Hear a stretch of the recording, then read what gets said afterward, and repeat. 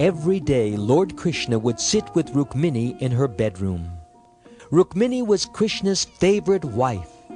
Her palace was very beautiful. There were strings of pearls, jewels, and lace all around the rooms. There were lots of trees full of lovely flowers like parijata. The wind blew the wonderful smell of the flowers all around. Incense smoke floated out of the windows. Everything smelled so sweet. In this room, the beds were covered with bed sheets as soft and white as the foam of milk.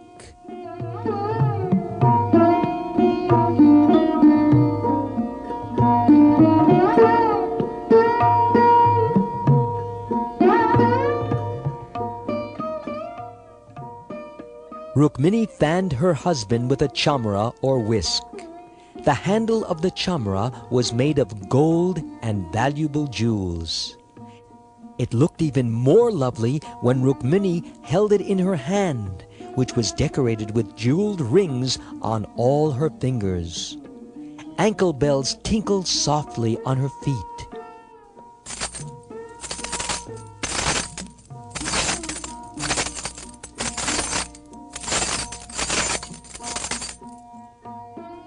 She wore pretty earrings and necklaces, and the red kumkum powder of married women on her forehead. Her face was decorated with dark curly hair and a bright smile. Certainly, she was the most beautiful woman anywhere in the 3 worlds. But most of all, Rukmini was the happiest woman of all because she was always serving Krishna, the Supreme Lord.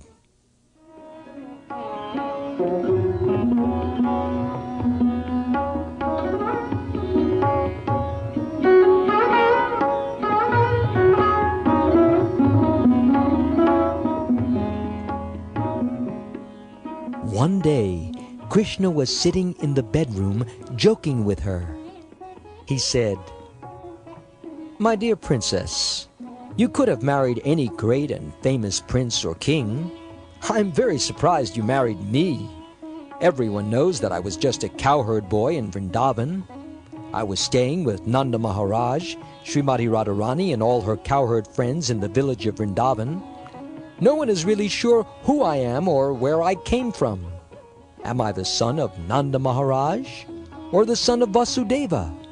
How could you choose such a vagabond husband? Besides that, one wife should be enough for any man. But you can see that now I have more than 16,000 wives. How can I take care of them all properly? The cowherd boys and many gopis loved me very much. I just left them all of a sudden and still haven't gone back to Vrindavan. They miss me so much that they simply cry all day and night for me.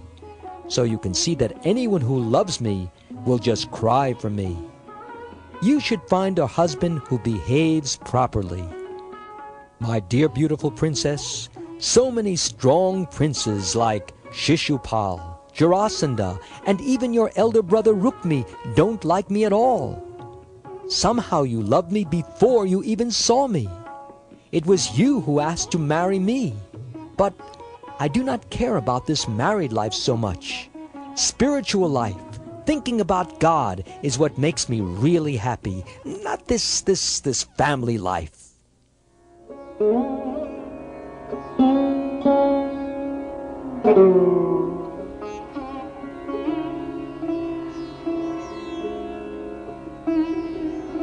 After speaking like this, Lord Krishna was suddenly very quiet. Krishna always spent his time with Rukmini, and she was a bit proud that he never left her even for a moment. But when he spoke like this, she became afraid, even though he was joking. Actually, if he wanted to, he could leave her alone and never come back. The gopis in Vrindavan loved Krishna so much, and he actually went away. Rukmini loved Krishna even more than life itself. What if Krishna really did go away? Tears fell from her eyes. She could not even speak a word. She was so afraid of losing Krishna that she kept her head down and stood as still as a stick. Oh, she became so weak that the bangles on her wrists became loose and fell down. The chamra fell out of her hand. She was afraid and confused.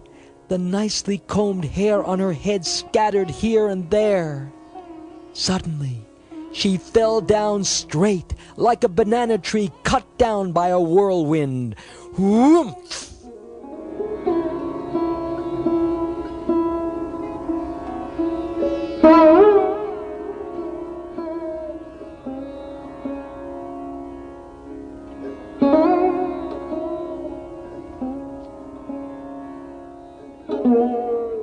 Rukmini's love for Krishna was very great.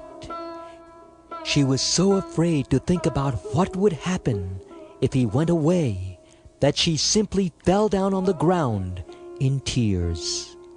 Lord Krishna got down from the bed and picked her up by the hands.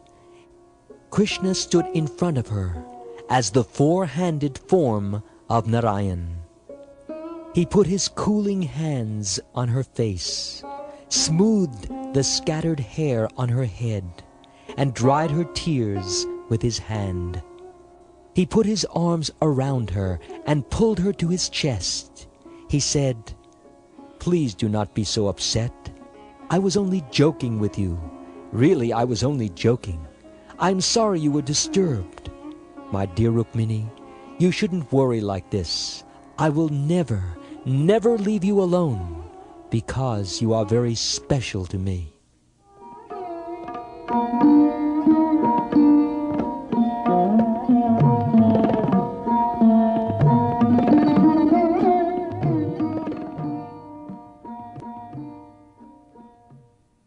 Rukmini opened her eyes. She felt better after hearing such sweet words. She looked at Krishna, smiling, and said, "My dear Lord, you are the most wonderful Supreme Personality of Godhead, who is never touched by the material world. You are so kind to your devotees. Maybe some princes don't like you very much, but these princes are demonic and always make trouble for others. You are the all-powerful son of Vasudeva. You are very brave. You saved me from the demons at my wedding, and you chased them all away. They think everything belongs to them, but everything really belongs to you. And even though everything is yours, you are so kind that you take anything that your devotees offer you with love and devotion, no matter how small it is. My dear Lord, how can I leave you and look for anyone else?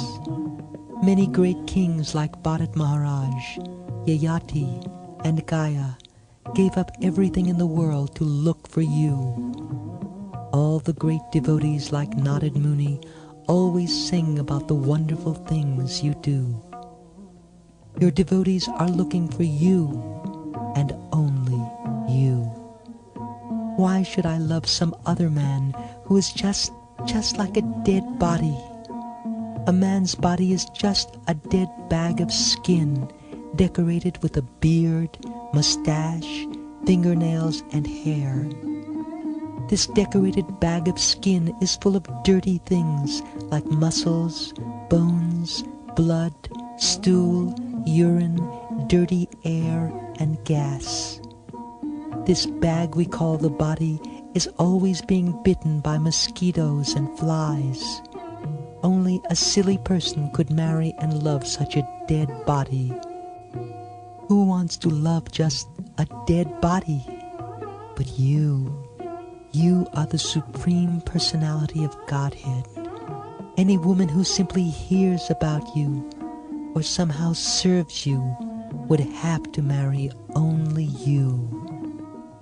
My dear lotus-eyed husband, you are my Lord. I cannot love anyone as much as I love you, and I only want to spend all my time serving you for the rest of my life.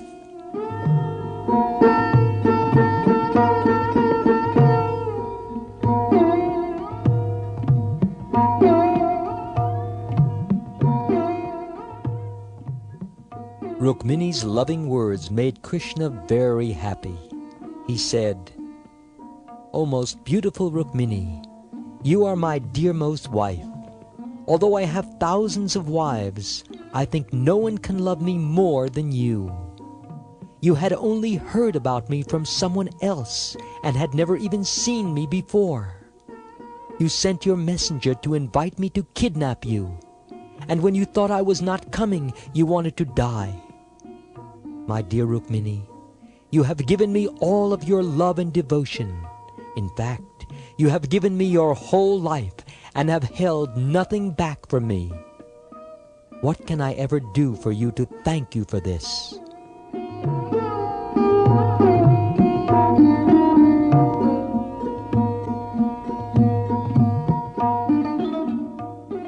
Even though Lord Krishna is the Supreme Personality of Godhead, he always feels indebted and forever thankful to his loving devotees.